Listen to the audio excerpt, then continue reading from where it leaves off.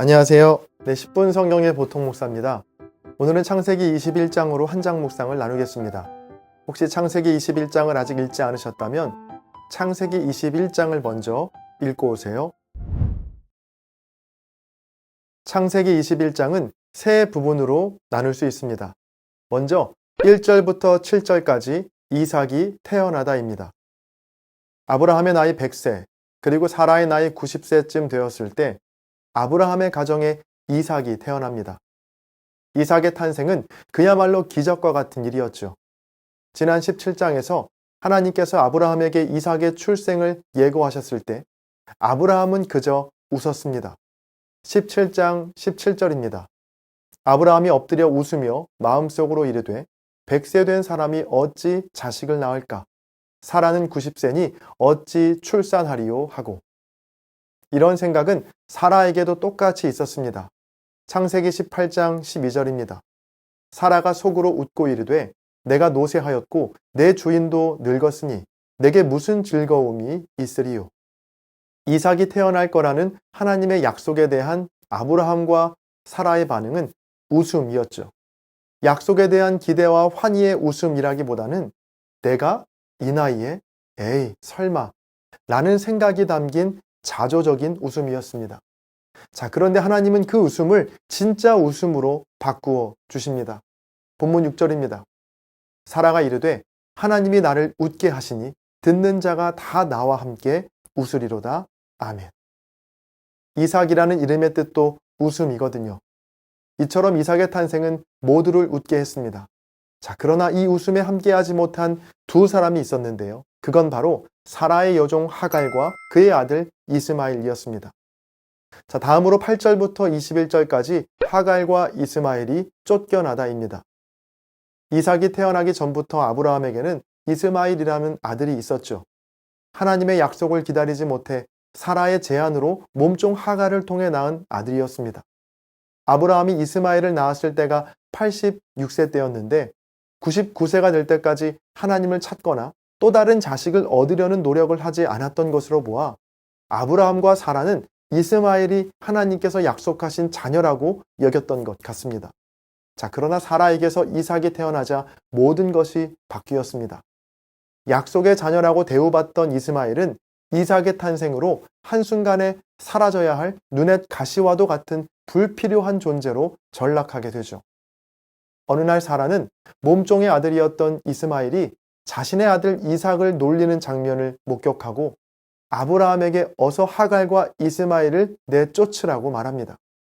아브라함은 고민 끝에 떡과 물 한 가죽 부대를 하갈의 어깨에 메어주고 하갈과 이스마엘을 집에서 내쫓죠.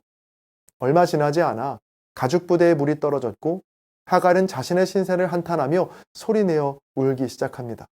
하나님께서는 울고 있는 하갈을 불러 이스마엘이 큰 민족을 이룰 것이라고 말씀하시며 샘물로 인도하십니다.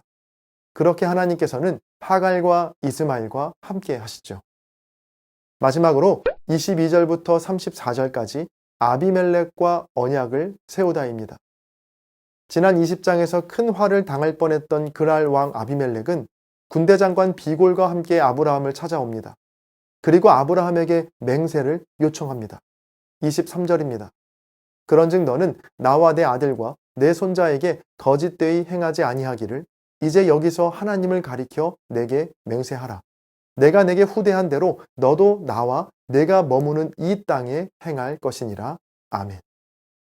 그렇게 아브라함은 아비멜렉과 언약을 세우게 되는데요. 두 사람이 맹세한 곳을 브엘세바라 이름하였고 그곳에 에슬나무를 심고 블레셋 사람의 땅에서 여러 날을 지낸다는 것으로 창세기 21장의 말씀은 끝이 납니다. 이삭의 탄생은 아브라함과 사라 그리고 주변 모든 사람들에게는 기쁨의 일이었지만 그 기쁨에 소외된 사람도 있었습니다. 바로 하갈과 이스마엘이죠. 사실 이스마엘의 탄생은 하갈이 원했던 것도 아니었습니다. 몸종이었던 애굽 출신의 이방 여인 하갈은 그저 주인인 사라의 명령에 따랐을 뿐이었죠.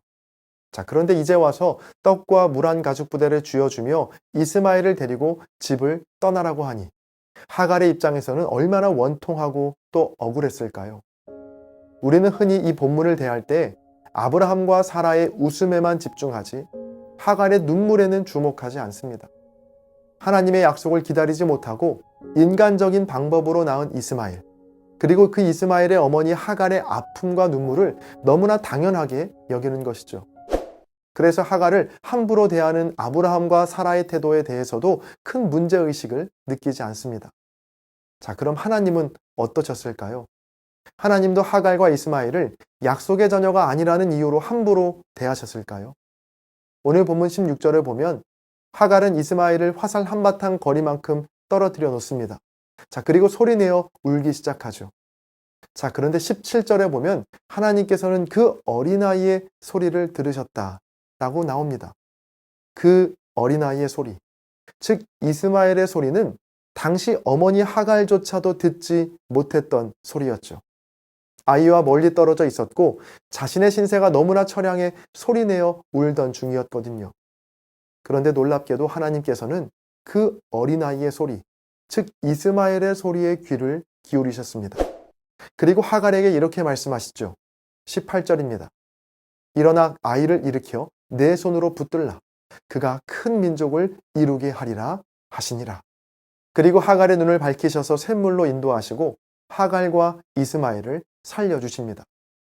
오늘 본문은 지금까지 이어져 온 하나님의 일관된 관심의 대상이 누구인가를 또다시 우리에게 알려주고 있는데요.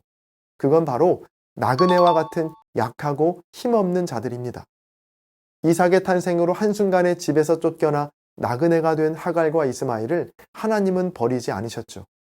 그들을 무리 많은 샘으로 인도하여 먹이시고 보호하셨습니다. 또 아비멜렉과의 언약도 같은 맥락에서 볼 수 있는데요. 그랄 왕 아비멜렉이 나그네인 아브라함에게 찾아와 언약을 맺자고 제안하는 것에서 역시 나그네의 편이 되어주시는 하나님, 힘 있는 자를 낮추시고 낮은 자를 높이시는 하나님의 위대함을 볼 수 있습니다. 본문 22절과 23절을 새번역 성경으로 읽어드리겠습니다. 그 무렵에 아비멜렉과 그의 군사령관 비골이 아브라함에게 말하였다. 하나님은 당신이 무슨 일을 하든지 당신을 도우십니다. 이제 여기 하나님 앞에서 당신이 나와 나의 아이들과 나의 자손을 속이지 않겠다고 맹세하십시오. 당신이 나그네살이를 하는 우리 땅에서 내가 당신에게 한 것처럼 당신도 나와 이 땅 사람들에게 친절을 베풀어 주시기 바랍니다. 여러분, 이처럼 하나님은 언제나 나그네의 편이시고 또 소외된 자들의 울음소리에 귀를 기울이시는 분이십니다. 하나님께서 우리의 인생에 이삭의 출생과도 같은 놀라운 기쁨을 허락하실 때, 그래서 나의 입가에 웃음이 그치지 않을 때 여러분 더욱 유심히 주변을 둘러보시기 바랍니다. 혹 나로 인해 울고 있는 하갈과 이스마엘은 없는지 잘 살펴보시기 바랍니다. 하나님은 언제나 눈물과 울음소리에 주목하시는 분이시기 때문입니다. 내 곁에 있는 하갈과 이스마엘들을 샘 곁으로 인도하여 그들의 갈증을 풀어줄 수 있는 참된 하나님의 사람들이 다 되시기를 간절히 바랍니다. 지금은 댓글 작성 시간입니다. 오늘의 영상을 통해 아니면 여러분 각자의 묵상에서 발견한 은혜와 도전들을 댓글에 남겨주세요. 댓글을 적기가 부담스러우신 분들은 좋아요로 한장 묵상에 동참해주세요. 또 공유와 책 구매를 통해 한장 묵상을 홍보해주세요. 여러분의 나눔이 누군가에겐 큰 위로와 도전이 될 수 있습니다. 찬양 들으시면서 댓글 남겨주시고요. 저는 다음 영상에서 뵙겠습니다. 감사합니다.